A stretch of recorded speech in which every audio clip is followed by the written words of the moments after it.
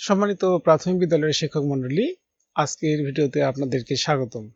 আজকের ভিডিওতে জানতে পারবেন 2024 সালে প্রাথমিক বিদ্যালয়ে উপবৃত্তির কাজগুলো সহজেই কিভাবে করতে হয়।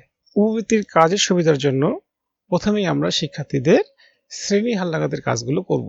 স্ক্রিনে আপনারা উপবৃত্তি সার্ভারের লগইন পেজটি দেখতে পাচ্ছেন।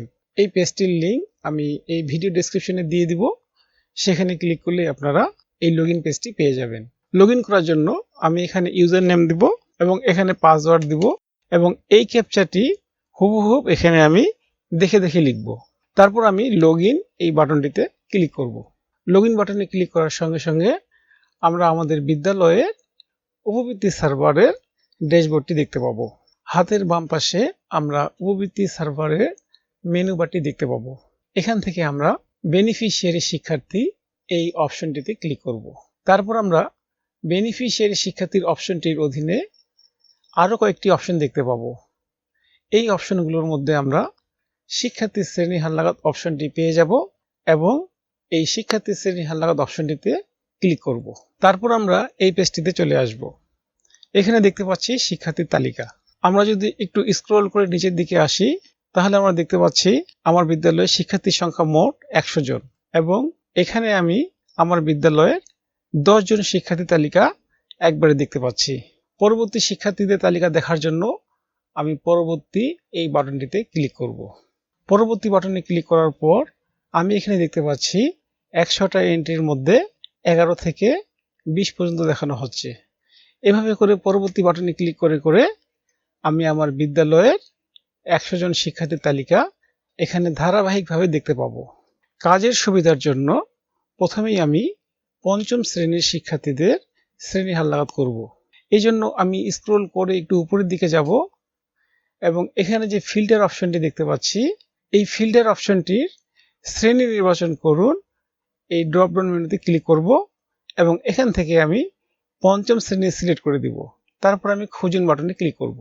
এখন আমি এখানে শুধুমাত্র পঞ্চম শ্রেণীর শিক্ষার্থীদের তালিকা দেখতে পাবো এবং এখানে আমি দেখতে পাচ্ছি পঞ্চম শ্রেণীর 28 জন শিক্ষার্থীর মধ্যে 1 থেকে 10 জন শিক্ষার্থী তালিকা এখানে দেখতে পাচ্ছি।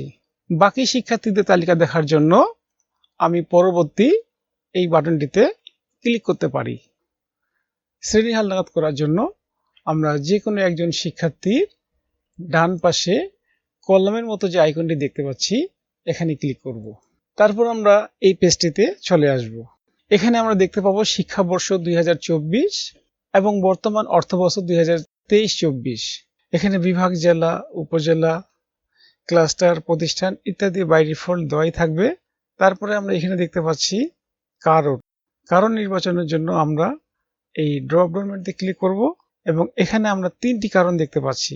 একটা হলো প্রাথমিক চক্রের সমাপ্তি, তারপরে দেখতে পাচ্ছি পুনরাবৃত্তি, তারপরে দেখতে পাচ্ছি ভুল এন্ট্রি। যেহেতু এই শিক্ষার্থী 2023 সালে সাফল্যের সাথে পঞ্চম শ্রেণীর লেখাপড়া শেষ করেছে, তাই কারণ হিসাবে আমরা এখানে প্রাথমিক চক্রের সমাপ্তি এই অপশনটি সিলেক্ট করব। তারপরে দেখতে পাচ্ছি শ্রেণী, শিফট, শাখা এবং রোল, এই বিষয়গুলি আমরা আর পরিবর্তন করব না। এখন আমাদের কাজ হলো সংরক্ষণ এই বাটনটিতে ক্লিক করা। সংরক্ষণ বাটনটিতে ক্লিক করার সঙ্গে সঙ্গে 2023 সালের পঞ্চম শ্রেণীর একজন শিক্ষার্থীর শ্রেণী হালনাগাদ করে ফেললাম। এখন আমার কাজ হচ্ছে হাতের বাম পাশে শ্রেণী হালনাগাদ ক্লাস্টার জমাদান এই অপশনটিতে ক্লিক করা। শ্রেণী হালনাগাদ ক্লাস্টার জমাদান অপশনটিতে ক্লিক করার সঙ্গে সঙ্গে আমরা এই পেজটিতে চলে আসব এবং সেই শিক্ষার্থীকে আমরা এখানে দেখতে পাবো। এখন আমাদের কাজ হচ্ছে এই শিক্ষার্থীকে সিলেক্ট করার জন্য আমরা এই চেক বক্সটিতে ক্লিক করব এবং ক্লাস্টারে পাঠান এই অপশনটিতে ক্লিক করব। তারপর আমরা এই মেসেজটি দেখতে পাবো, আপনি কি ক্লাস্টারে আবেদন জমা দেওয়ার বিষয়ে নিশ্চিত? যেহেতু আমি নিশ্চিত, আমি এই হ্যাঁ বাটনে ক্লিক করব। আমার পঞ্চম শ্রেণীর একজন শিক্ষার্থীর শ্রেণী হালনাগাদ করা শেষ। বুঝার সুবিধার জন্য আমি একজন শিক্ষার্থীর শ্রেণী হালনাগাদ ক্লাস্টারে জমা দিয়ে দিলাম। আপনি একসঙ্গে একাধিক শিক্ষার্থীর শ্রেণী হালনাগাদ করার পর তাদের তথ্য একসঙ্গে ক্লাস্টারে জমা দিতে পারেন। আগামী ভিডিওতে আমি প্রাক প্রাথমিক থেকে চতুর্থ শ্রেণী পর্যন্ত শিক্ষার্থীদের শ্রেণী হালনাগাদ কিভাবে করতে হয় এই বিষয়গুলি দেখাবো।